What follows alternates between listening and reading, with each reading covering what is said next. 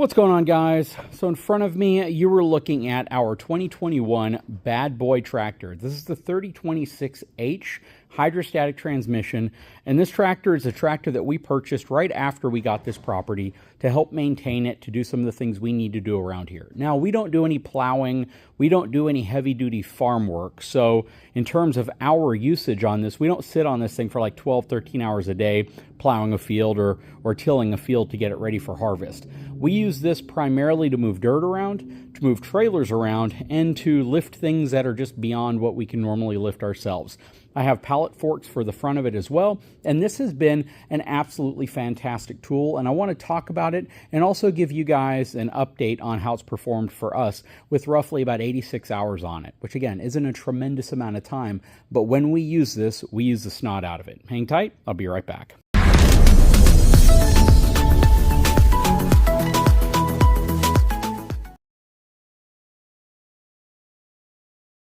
Okay, so again, 2021 Bad Boy 3026H. You got the number right here. This is part of their 3 Series lineup. Now, I've learned over time that the 3 Series or a Series 3 designation is unique for just about every brand.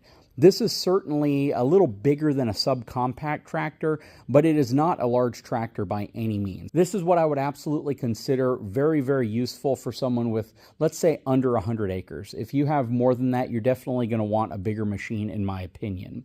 This works really well for how we use it. I do sometimes wish I had greater front lift capacity, though. That's probably my single biggest gripe with this, is the fact that it comes with a relatively small 56-inch wide bucket.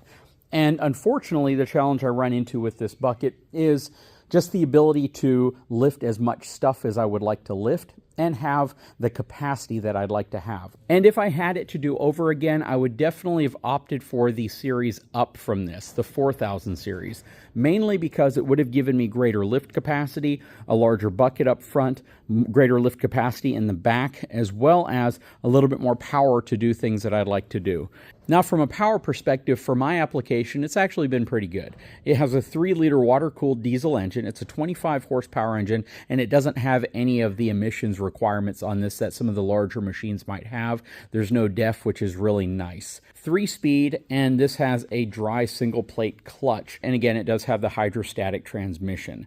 Now, what's really nice about this is the fact that it actually has a pretty dang good lift capacity. So if you look at the 3-point hitch off of the back, it can lift up to 974 pounds at 24 inches behind the lift point, which is a more practical reading simply because you're typically going to have stuff that's hanging off the back. From a front loader perspective, the lift capacity at the pivot pins is 1,314 pounds and the brake force is 1,960 pounds.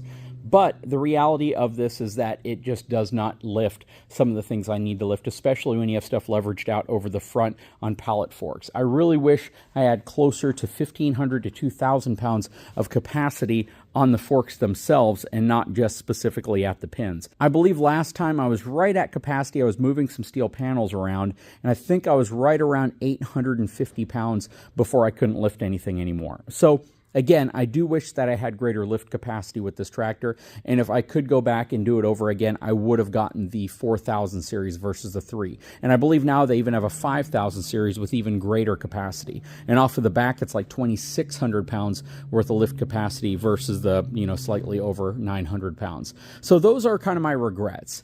But I can't honestly say that they're really, really big regrets because this tractor has really done everything I've asked it to do and more. It gives me the ability to unload things that are relatively heavy, like my air conditioning units and things like that over there. It lets me move around pallets that are loaded with hitches. It lets me lift up the front of the zero turns so I can change blades out. It lets me lift up my B&W hitch and other heavy items. It has come in so handy whenever really, really heavy things, like all of these cabinets and things, came in on pallets out by the front, and I had to drive this down there to bring them back here. It helped me when I loaded a refrigerator and a washer and dryer. It really, really comes in handy, especially when we're moving dirt around. But you also realize pretty quickly how little and insignificant something like this is when you have an excavator with a 36-inch bucket. That 36-inch bucket lifts so much dirt with one scoop versus the 56-inch bucket on here that is much shallower. So it's interesting to see just how quickly an excavator can move dirt around versus a tractor, though the tractor has advantages in the sense that it can move dirt around over a longer range quicker than the excavator, because the excavator just happens to move very slowly. On top of that, the tractor is really, really good at hitching up to stuff and pulling it. So if I want to move the surveyor around, if I want to move my dump trailers around, if I want to move almost any of my trailers except anything with a gooseneck or fifth wheel connection, I can literally just back up to, couple it up to it really quickly with my 3-point. I can hydraulically lower and raise it underneath the coupler like I do all the time and simply drag it wherever I need it to go, which is really, really convenient. I'd probably say one of the nicest aspects of having this tractor is the ability to quickly move trailers around, because that's been probably my number 2 usage for this. As most people who have followed my channel for a while know, when we first got this, we used it to move a lot of dirt around. We use it to move lots of leaves around. We use it to move and smoothen off piles of dirt. We do all sorts of stuff with this tractor, and it really hasn't let me down. I love the fact that it's 4-wheel drive and has a relatively wide stance to it. We filled the back wheels with water. I know a lot of folks said you need to have a mixture of beet juice in there, which didn't seem to really matter because the wheels are not rusting out, and that's probably partially due to the fact that there's no oxygen really inside of the wheel to cause rust to start forming. So yeah, everything's held up really, really well. We've had water in the back wheels now for over 2 years. And again, we're not experiencing any type of rust, any type of wheel failure. And that water really acts as a great ballast to keep the back down when we have a lot of weight in the front. Because there have been times when I've lifted so much dirt in the front or so much of something in the front that the back tires want to come off the ground. And ever since we added water to those tires, hasn't been an issue anymore. So that is probably the best upgrade we've done to the tractor.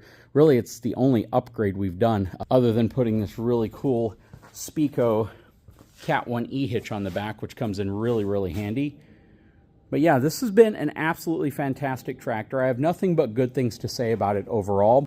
And I think for anything that competes in its size and weight category, this stands up really, really well, comparatively speaking. My neighbor has a John Deere, and it's also, it might be like a 2 series, but it might be a 3 series.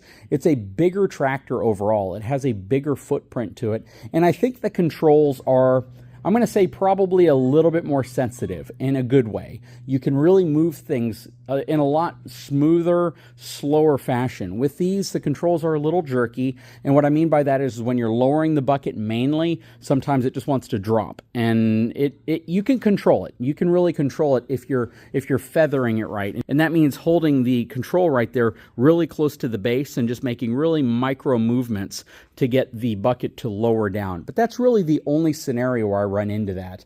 Aside from that, though, it has been absolutely reliable. We've had no mechanical issues with it at all. This has been one absolutely fantastic tractor for me. I enjoy it. I love the fact it has the light bar, which I really don't use because I keep the rollover bent back like that just so I don't hit low tree limbs, things like that. And yes, I do know that this is essentially a licensing agreement for Bad Boy, that the main parent company makes several brands of tractors, but they're all known to be really reliable brands of tractors, which is really good. And I think Bad Boy picked the right company to partner with when they produced this tractor. That said, yeah, I've been very pleased. It looks really, really nice. Again, my only regret is that I didn't get the one size larger than this. The footprint was only just a tiny bit larger than this one, but it would have given me, again, greater lift capacity off the front and the back, and I think that would have been beneficial. So there is a chance that I might upgrade to a larger tractor, only because I really would like the larger capacity up front, as well as the capability of lifting more off the back and utilizing it for heavier items. But what are your thoughts? What do you think? Do you have a Bad Boy tractor? If so, which one do you have and how's it been working for you? I'd love to know. If you've had problems with it, I'd love to know about that as well. I don't need the excavator or the backhoe attachment off the back of here because I have a John Deere 50G mini excavator or compact excavator, which would blow away anything you could attach to the back of this. And it's been working really well, and I've also made reviews and updates on that also if you're interested in knowing what's going on from a power equipment perspective out here on the property. Anyways, guys, I sure hope you enjoyed this video. If you haven't had a chance, please take a moment, subscribe to the channel, give me a thumbs up, and we'll talk to you again very soon.